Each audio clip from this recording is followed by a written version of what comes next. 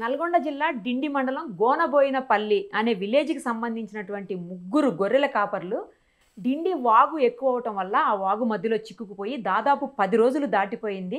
So ఆ విషయం తెలుసుకున్నటువంటి ఆర్డీఓ అలాగే తహసీల్దార్ గారు ఇద్దరు కలిసి వాళ్ళకి డ్రోన్ ద్వారా ఫుడ్ పంపించారు. అక్కడకు వాళ్ళని తీసుకొచ్చేందుకు కూడా ప్రయత్నాలు సాగుతున్నాయి. ప్రస్తుతం మనతో పాటు లైవ్ కాల్లో అందుబాటులో ఉన్నారు శ్రీనివాస్ గౌడ్ గారు, ఆయన తహసీల్దార్. అక్కడ ఒకసారి ఆయనతో మాట్లాడదాం. సార్ నమస్తే అండి. నమస్తే అండి, చెప్పండి. సార్ శ్రీనివాస్ గారు, ఈ గొర్రెల కాపర్లు ఎప్పుడు వెళ్ళారు, ఎందుకు అలా చిక్కుకొని పోయారు, వాళ్ళని తీసుకొచ్చే ప్రయత్నం ఏమన్నా చేస్తున్నారా?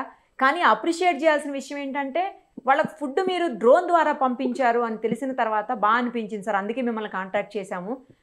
ఒక మంచి పని అంటే అట్లీస్ట్ వాళ్ళకి ఫుడ్ అన్న అందజేయగలిగారు. తీసుకొచ్చేదానికి టైం బట్టే ఉన్నా కూడా ఫుడ్ అయితే ఇవ్వగలిగారు కదా. ఫస్ట్ ఇంపార్టెంట్ ఫుడ్డే కాబట్టి అది ఇవ్వగలిగారు మీరు. సో దానికోసమే అడుగుతున్నాం.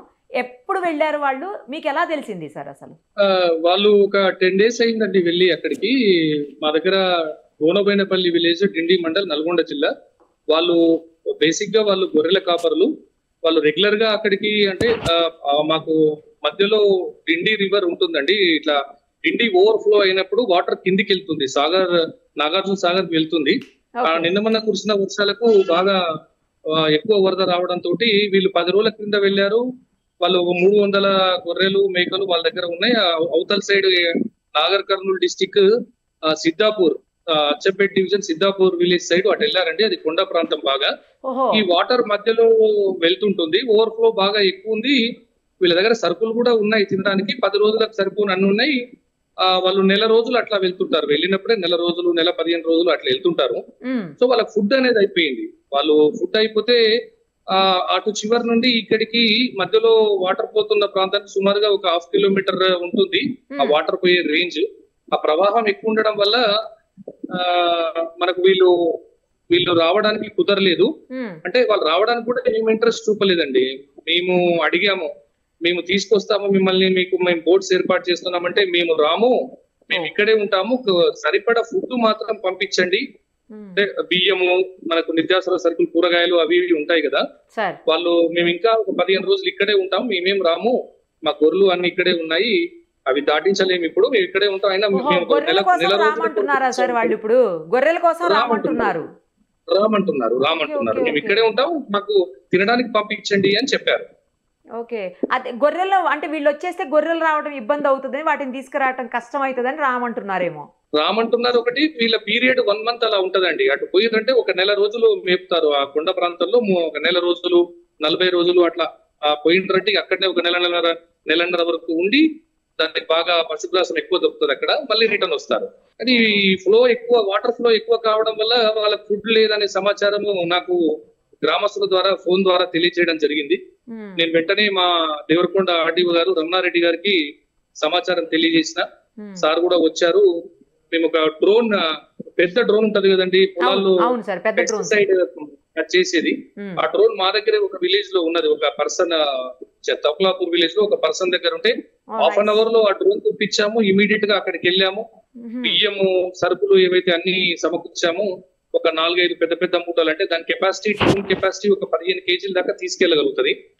సో దానికి మేము చేసి ఆ కౌతలకి పంపించడము, అట్లా ఒక 4-5 trips పంపించాము. వాళ్ళకి సరుకులు అందినాయి, వాళ్ళంతా సేఫ్ గా ఉన్నారు, ఏం ప్రాబ్లం లేదు. వాళ్ళకు దినచర్య మేడం, ఇవన్నీ దినచర్యనే వాళ్ళకి. మరి ఇప్పుడు వాళ్ళు మాట్లాడాలంటే కుటుంబ సభ్యులతో ఎట్లా సార్? ఇక మాట్లాడాలి అంటే అక్కడ ఫోన్ కనెక్టివిటీ అట్లాంటిది ఏం లేదు. వాళ్ళ దగ్గర ఫోన్స్ లేవు మేడం. సిగ్నల్స్ అయితే ఉన్నాయి కానీ ఫోన్ అట్లాంటిది ఏం లేదు. వీళ్ళు ఒక టైం అంటూ ఉంటది మేడం వీళ్ళకు. అంటే మార్నింగ్ 8కి అట్లా కుటుంబ సభ్యులు ఈ ఒడ్డుకు రావడము, వాళ్ళు అక్కడి నుంచి చూడడము, ఇట్లా సైగలతోటి వాళ్ళకు అర్థమైపోతుంది మేడం ఏంది అనేది. Compulsory madam. డైలీ వాళ్ళు ఒకసారి పోతారు, వాళ్ళ ఫ్యామిలీ మెంబర్స్, భార్యలు గాని పిల్లలు గాని పోతారు, మాట్లాడతారు, చెప్తుంటారు. అదే వాళ్ళ చేతి సైగలతోటే అర్థం చేసుకుంటారు. ఇలా ఈ తినడానికి అయిపోయింది అని తెలియజేయడం వల్లనే అక్కడ నుంచి నాకు ఫోన్ రావడం జరిగింది. వెంటనే మేము ఒక 1 hour లోనే రీచ్ కావడము, వాళ్ళకి సరుకులన్నీ అందించడము అన్ని జరిగాయి మేడం. మరి ఇప్పుడు మీరు రైస్, వెజిటబుల్స్ ఇస్తే ఎలా సార్? అక్కడనే వండుకొని తింటారా? వాళ్ళకి మరి వండుకుంటారు మేడం. అంటే ఇక ఫారెస్ట్ ఏరియానే కదా, కట్టెలు, రాళ్ళు సమకూర్చుకుంటారు. వాళ్ళ దగ్గర అన్ని ఉంటాయి మేడం. పడుకోవడానికి గిన్నెలు ఉంటాయి, వాళ్ళు నైట్ టైం పడుకోవడానికి వాళ్ళకి అన్ని బ్లాంకెట్స్, రెయిన్ కోట్స్ అన్ని ఉన్నాయి మేడం వాళ్ళ దగ్గర. మరి అక్కడ నైట్లో ఉంటే అంటే పురుగు పుట్ర పాములు అలాంటివి, లేకపోతే అది అడవులు కాబట్టి ఆ ఏరియాలో ఏమన్నా క్రూర జంతువులు అట్లా ఏం ఉండదా సార్? క్రూర జంతువులు ఏముండవు మేడం, కాకపోతే నల్లమల్ల ఫారెస్టే. బట్ ఇక అన్ని చోట్ల ఆ ఏరియాలో మీరు అన్నట్టుగా ఉంటాయి మేడం, అవన్నీ ఉంటాయి. కానీ వాళ్ళు పెరిగినటువంటి వాతావరణమే అది మేడం, వాళ్ళకి అంతా అలవాటే మేడం. ఆ ప్రాంతంలో జీవించే వాళ్ళే వాళ్ళకి అన్ని అలవాటే మేడం. వాళ్ళ దగ్గర అన్ని ప్రికాషన్స్ కూడా ఉంటాయి. వాటి ఎలా సేవ్ చేసుకోవాలో కూడా తెలిసినేమో వాళ్ళకి. తెలుసు మేడం, వాళ్ళకి తెలుసు మేడం, వాళ్ళ దగ్గర అన్ని ఉంటాయి. కానీ మీరు బాగా రియాక్ట్ అయ్యారు సార్, ఇమ్మీడియట్ గా రియాక్ట్ అయ్యి వాళ్ళు అడగగానే ఫుడ్ అన్ని అవసరం, మెయిన్ ఫుడ్డే కదా కావాలి. ఫుడ్ ఉంటే 1-2 డేస్ వచ్చేస్తారు బయటికి. సో ఆ ఫుడ్ అయితే మీరు ఇవ్వగలిగారు, అది బాగా అనిపించింది సార్ తెలిసిన తర్వాత. అందుకే మిమ్మల్ని కాంటాక్ట్ చేశాము. వాళ్ళు ఏమన్నా పిక్స్ ఉన్నాయా సార్ మీ దగ్గర? డ్రోన్ ఏమన్నా ఫొటోస్ కానీ వీడియోస్ కానీ తెచ్చిందా? ఉన్నాయి మేడం. డ్రోన్ మేము పంపించినటువంటి డ్రోన్స్ పిక్స్ అన్ని ఉన్నాయి మేడం. డ్రోన్ ద్వారా మేము పంపించినటువంటి వీడియోస్, అక్కడ ఫొటోస్, కానీ వాళ్ళ ఫొటోస్ మనము క్యాప్చర్ చేయలేకపోయాం మేడం, ఎందుకంటే వాళ్ళు చాలా దూరం ఉంటారు. వీడియోలో కనబడతారు, వీడియోలో కొంచెం కనిపిస్తారు, జూమ్ చేస్తే కనబడతారు. ఒడ్డు నుంచి డ్రోన్ వాళ్ళ దగ్గరికి వెళ్ళడానికి ఎంత టైం పట్టింది, ఎంత దూరం ఉంది సార్ అసలు? మేడం డ్రోన్ చాలా, అది 7 lakhs rupees డ్రోన్ మేడం, చాలా స్పీడ్ ఉంది. అది ఒక 1.5 minute లో వెళ్ళింది మేడం. 1.5 minute లోనే చేరుకుంది అక్కడికి. సూపర్. ఎంత డిస్టెన్స్ ఉండొచ్చు సార్ అప్రాక్సిమేట్లీ అక్కడ నుంచి? డిస్టెన్స్ ఒక 30 kilometer, 1/2 kilometer పై నుంచి కిలోమీటర్ మధ్యలో ఉంటుంది మేడం. 30 kilometer ఉంటుంది మేడం. ఓహో, ఆ మధ్యన అంతా వాటరే ఉందా సార్? అయితే కంప్లీట్ గా ఆ మధ్య మొత్తం వాటరే ఉంది. ఆ మధ్య మొత్తం వాటరే. ఆ వాగు తగ్గేదానికి ఎంత టైం పడుతుండొచ్చు సార్? మేబీ ఇప్పుడు వర్షం మళ్ళీ పడకపోతే మాత్రం ఒక 4-5 days లో ఫ్లో తగ్గుతుంది మేడం. మనిషిలో నడిచి రావడానికి వీలవుతుండొచ్చు.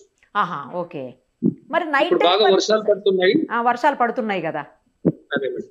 వర్షం తగ్గితే గానీ ఆ వాగు తగ్గుతుంది అంతే. అప్పుడు వాటర్ ఫ్లో తగ్గిపోతే రావడానికి ఛాన్స్. వాటర్ ఫ్లో తగ్గిపోతే, ఒకవేళ వాటర్ ఫ్లో తగ్గినా కూడా వాళ్ళ పీరియడ్, అనుకున్న పీరియడ్ అయిపోయిన తర్వాతనే వాళ్ళు యువతలకు వస్తారు మేడం, వాళ్ళ దగ్గర ఫుడ్ ఉన్నప్పటికీ. ఓహో, ఇప్పుడు మరి night time sir, night time పరిస్థితి ఏంటి? అక్కడనే ఉంటారా వాళ్ళు నైట్ లో కూడా? ఎప్పుడు అక్కడే ఉంటారు మేడం. వాళ్ళు ఇక కొంచెం మంటలాగా పెట్టుకోవడము, ఏదైనా జంతువులు రాకుండా మంటలాగా పెట్టుకోవడము, వాళ్ళు చలికి కొంచెం ఆగడం కోసము, అట్లా వాళ్ళ ప్రికాషన్స్ వాళ్ళకు ఉంటాయి మేడం. Okay okay. మరి స్నానం అవన్నీ ఇంకా చేయరా సార్? చేస్తారు అంటే ఉంటది కదా మేడం, ఒడ్డు ఉంటది, వాళ్ళకి అన్ని ఎక్కడెక్కడ ఏం దొరుకుతాయి ఏంటి అని వాళ్ళు భయపడతారు. అక్కడ నుంచి అనువనువు తెలుసు మేడం. పోతారా సార్? అదే ప్లేస్ పోతారు. అది సుమారుగా ఎట్లా ఉందంటే మేడం, అది 2 పాయలుగా ఉంది. ఇప్పుడు ఇటు సైడ్ విలేజ్ సైడ్ ఉన్న పాయ చాలా పెద్దది, 1/2 kilometer కంటే రేంజ్ ఎక్కువ ఉన్నది. అవతల పక్క కూడా ఉంది, అది విడ్త్ తక్కువ ఉంది కానీ డెప్త్ ఎక్కువ ఉంది. గుట్ట అనేది మధ్యలో ఉంది. సుమారుగా ఒక 100-150 ఎకరాల వరకు ఆ గుట్ట ఉంటది మేడం. అక్కడ పశువులు, మన ఈ మేకలు గొర్రెలు తినడానికి పశుగ్రాసం చాలా బాగుంటది అక్కడ. అప్పుడు ఆ గుట్ట మీద వీళ్ళు ఉన్నారు అన్నట్టు. అది ఫ్లాట్ గానే ఉంటది గుట్ట. అక్కడ పంట పొలాలు కూడా ఉన్నాయి, వ్యవసాయం చేసుకునే వాళ్ళు కూడా ఉన్నారు. కానీ ఈ వరదలు వస్తే అటు ఇటు పోవడం కష్టం అవుతుంది. సూపర్ సార్, ఏదైనా కూడా మీరైతే మంచి పని చేశారు. వెంటనే స్పందించి, అంటే క్విక్ గా రియాక్ట్ అవటం అనేది చాలా ఇంపార్టెంట్ సార్. అది రియాక్ట్ అయ్యి చేయగలిగారు కదా, లేకపోతే ఫుడ్ లేక కూడా వాళ్ళు ఇబ్బంది పడే పరిస్థితులు ఉంటాయి. ఆ రోజుకి అయిపోయిందని, ఆ రోజు మార్నింగ్ వాళ్ళు సిగ్నల్ ఇచ్చారు కాబట్టి మేము రియాక్ట్ అయ్యాం. అదే. అవును సార్, నాకు చిన్న డౌట్, వాడికి ఏదైనా హెల్త్ ప్రాబ్లం వచ్చింది అనుకోండి, అప్పుడు ఏంటి పరిస్థితి? వచ్చేస్తారు మేడం, యువతలకు వచ్చేస్తారు. ఇట్లాంటి సైక్లోన్, ఇలాంటి ప్రాబ్లం ఉన్నప్పుడు కొంచెం ఇట్లాగే మనం రిస్క్ తీసుకోవడము, ఏదైనా పుట్టి ఏర్పాటు చేయడము, అట్లా చేస్తాం. మొత్తం ముగ్గురా సార్? ముగ్గురు ఉన్నారు.